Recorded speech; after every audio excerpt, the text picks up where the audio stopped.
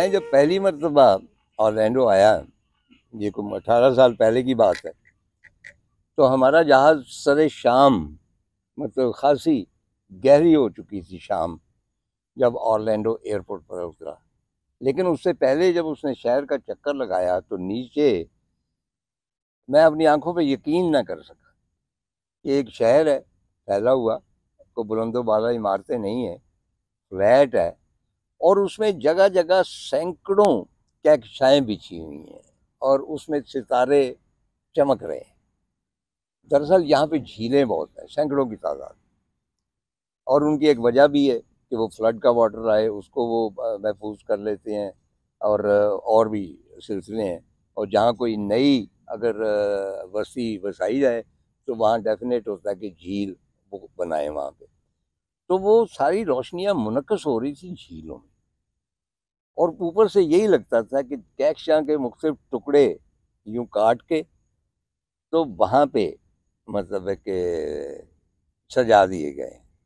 अच्छा, यहाँ पे जैसा कि मैं अर्ज कर चुका हूँ, अब मुझे फिर मगरमच्छ याद आ गया, क्योंकि मगरमच्छ स्टेट भी इसको कहा जाता है।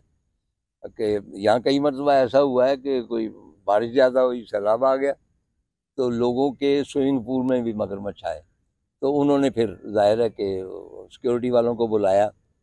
लेकिन आपके ज़िम्मे मैंने एक जिम्मेदारी लगाई, आप जानते हैं ना वो क्या है? यही, आपने पीछे नजर रखनी है। मैं भी देख लो एक दफा।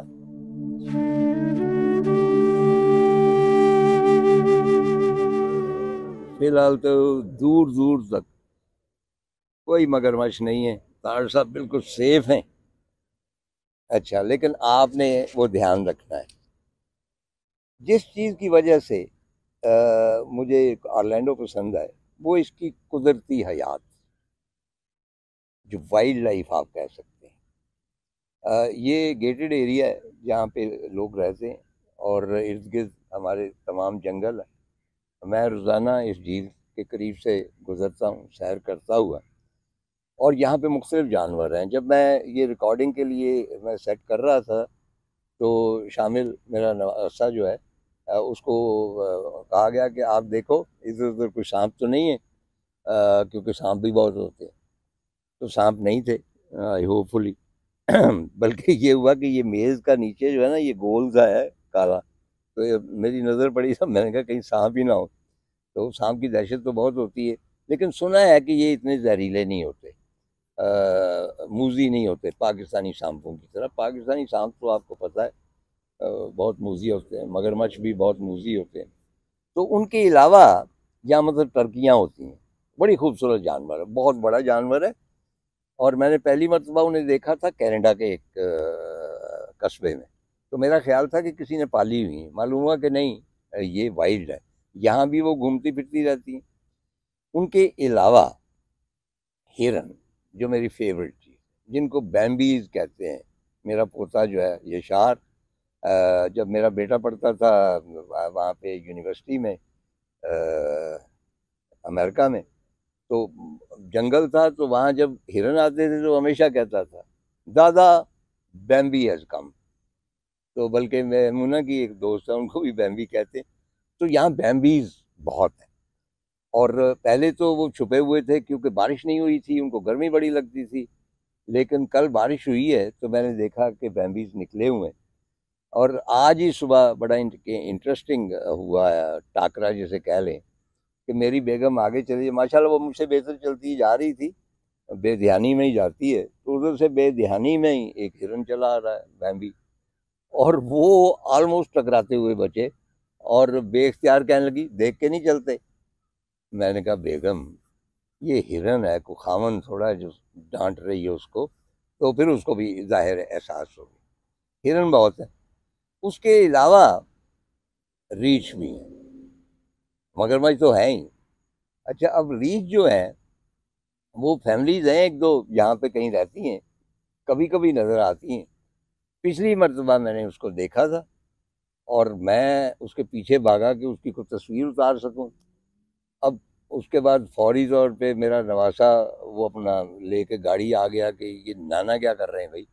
रीछ के पीछे भागे चले जा रहे हैं। उसको पता नहीं है ना, मकबूल अब्बास नाना ये हमेशा यही करता रहा है। तो बाद में हमने देखा कि वो रीछ बेचारा एक जगह बैठा हुआ था, हाँफ रहा था, गर्मी उसको बहुत लगती थी।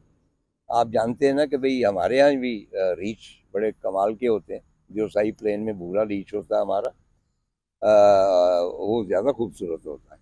अच्छा, और उसके अलावा ये है कि जैसा कि मैं अर्ज़ कर चुका हूँ कि बचपन में रीछ का तमाशा देखते थे, और वो बाकी क्रूअल्टी होती है। मुझे याद है कि लिबर्टी चौक के करीब एक ह्यूज ब्राउन बेयर था, पता नहीं कहाँ से लेके आए।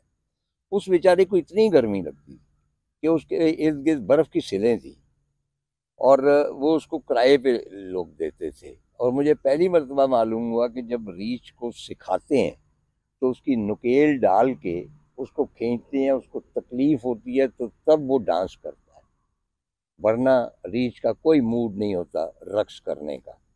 और रीछ बहुत ज़्यादा जो है कनाडा में पाए जाते हैं, अलास्का में पाए जाते हैं। रीछों के बारे में मैं कुछ मालूमात रखता हूँ, आप तो नहीं रखते होंगे, मैं बहुत इंटरेस्टेड हूँ।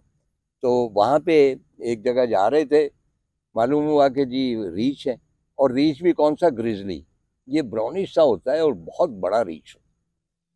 उससे पहले हमें ट्रेनिंग दी जा चुकी थी कि रीछों के साथ डील किस तरह करना है। तो आप भी अगर कभी जंगल में जाएं कहीं जहाँ पे रीछ हो, दो चीज़ें हैं।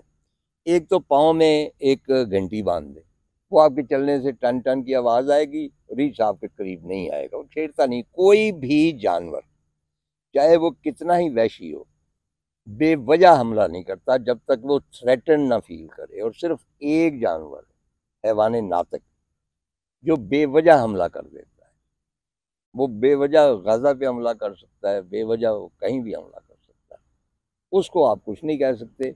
जो कुदरत के असल जानवर हैं, जो एनिमल्स हैं, वो कभी हमला नहीं करते। चुनाचे एक जगह हम खड़े हुए, मालूम हुआ कि एक ग्रिजली है बहुत बड़ा, वो बड़े मज़े से घास वास खा रहा था, ज़रा दूर था, और उसके साथ उनके उसके बच्चे भी थे एक दो। रीछ नहीं होगी, मुझे तो कुछ तखसीस नहीं है कि रीछ कौन सा होता है, रीछ नहीं कौन सी होती। इन मामलों में मैं हमेशा कोरा ही सा रहा हूँ, मुझे सब रीछ ही लगते हैं। तो बहरहाल, तो उसमें जो इंटरेस्टिंग बात थी कि कुछ देर के बाद वहाँ वाइल्ड लाइफ प्रोटेक्शन वालों का अमला आ गया। खातून थी, कार उन्होंने खड़ी की, आके उन्होंने कहा कि देखें, आप डिस्टर्ब कर रहे हैं इस जानवर को, आपने देख लिया है ना, अब चले जाएं। चुनाचे वो कहीं जमा भी नहीं होने देते लोगों को कि रीछ को देखने के लिए पब्लिक जमा हुई है। और उसकी एक बुनियादी वजह ये है कि उन खित्तों में जहाँ कहीं कार खड़ी हो तो बाकी ड्राइवर ऑटोमेटिकली जान जाते हैं कि यहाँ कोई जानवर है, और वो भी खड़ा होना शुरू हो जाता है।